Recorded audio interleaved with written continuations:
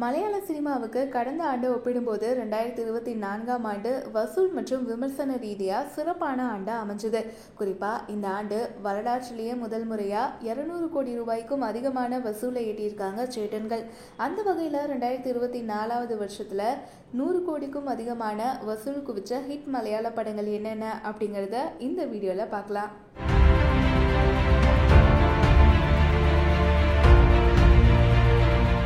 இந்த பட்டியலில் முதல்ல இருக்கிறது மஞ்சுமல் பாய்ஸ் திரைப்படம். 20 கோடி ரூபாய் பட்ஜெட்டை வச்சு 200 கோடி ரூபாய்க்கும் அதிகமான வசூலை குவிக்கிறதுக்கு எல்லை தாண்டிய ஆதரவு ரொம்பவே முக்கியம். அப்படியான ஒரு ஆதரவு கருத்தை சுபாஷா குடியில் சிக்கியிருந்த மலையாள சினிமாவுக்கு கூட்டனா இருந்து கை கொடுத்தவங்க தமிழ் சினிமா ரசிகர்கள்.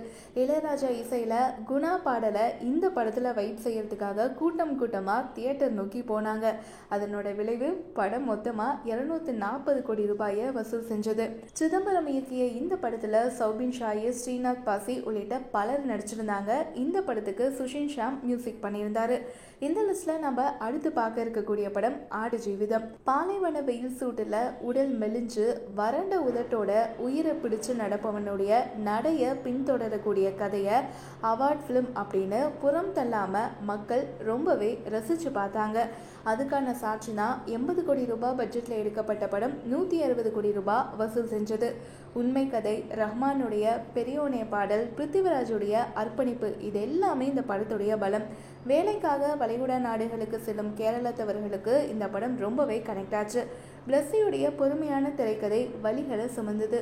இந்த ஆண்டுடைய 2வது அதிக வசூல் ஈட்டிய படமா ஆடு ஜீவிதம் அமைஞ்சிருக்கு. அடுத்த படம் ஆவேசம். ஜித்து மாதவனுக்கு தொட்டதெல்லாம் ஹிட்டு. கடந்த வருஷம் ரோமாஞ்சம் அப்படின்னா இந்த வருஷம் ஆவேசம். ஃபஹத் ஃபாசிலுடைய அட்டகாசமான நடிப்பும் 70% காமெடியும் 30% சென்டிமெண்ட்டும் கலந்த ஜாலியான படமாக ரசிகர்களை ஈர்த்தது ஆவேசம். இப்படியான ஸ்கிரிப்டை படமாக்கி அதை மக்களை ரசிக்க வைக்கக்கூடிய உத்தியில் தேர்ந்தவர் ஜித்து மாதவன். அவருக்கு தூணா அமைஞ்சவர் ஃபகத்.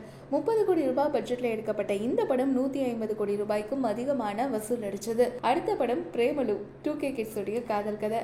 வழக்கமான ராம்காம் ஜானர் தான். ஆனா திரைக்கதையில் இருந்த அந்த மேஜிக் பார்வையாளர்களை ஈர்க்க 130 கோடிக்கும் அதிகமான வசூல் கிடைச்சது. ஆனா படம் எடுக்கப்பட்டது என்னவோ 10 கோடி ரூபாய் பட்ஜெட்ல தான். இந்த பட்ஜெட்டை ஃபகத், திலேஷ் போத்தன், ஷியாம் புஷ்கரன் பகிர்ந்து முதலீடு செஞ்சு லாபம் பார்த்தாங்க.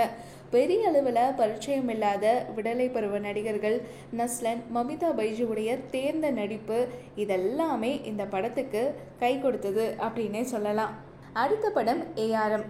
இந்த 100 கோடி கிளப் வரிசையில் ரொம்பவே வித்தியாசமான படம் தான் டொமினோ தாமஸுடைய அஜய் அந்தே 2ஆம் மோஷனம் திரைப்படம். என்ன காரணம் அப்படின்னு சொல்லி பார்த்தோம்னா, பீரியட் டிராமா கதை, 3 வேடங்களில் டொமினோ தாமஸ், பிரம்மாண்டமான செட், 3D, இதெல்லாம் சேர்த்து ப்ரமோஷன் நிகழ்வுகளும் இந்த படத்துக்கான எதிர்பார்ப்பை அதிகமாக்கியது. எதிர்பார்த்ததை ஏமாத்தாம 100 கோடி ரூபாய் வசூலும் செஞ்சது. இந்த 5 மலையாள படங்களுமே பெரிய எதிர்பார்ப்புகள் எதுவுமே இல்லாம அதிகமான வசூல் செஞ்சது அப்படிங்கிற விஷயத்தை நாம நோட் பண்ணணும். இதுல 4 படங்களுடைய முக்கிய கதைக்களம் கேரள நிலத்தை தாண்டியது அப்படிங்கிறது கவனிக்கணும். மஞ்சுமல் பாய்ஸ் திரைப்படம் கொடைக்கானல்ல, ஆடு ஜீவிதம் துபாயில, ஆவேசம் பெங்களூர்ல, பிரேமலு ஹைதராபாத்ல நடந்த கதை.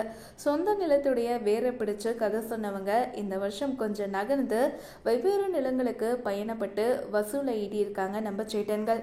இந்த படங்கள்ல உங்களுக்கு பிடிச்ச படம் என்ன அப்படிங்கறத கமெண்ட்ல எங்க கூட ஷேர் பண்ணுங்க.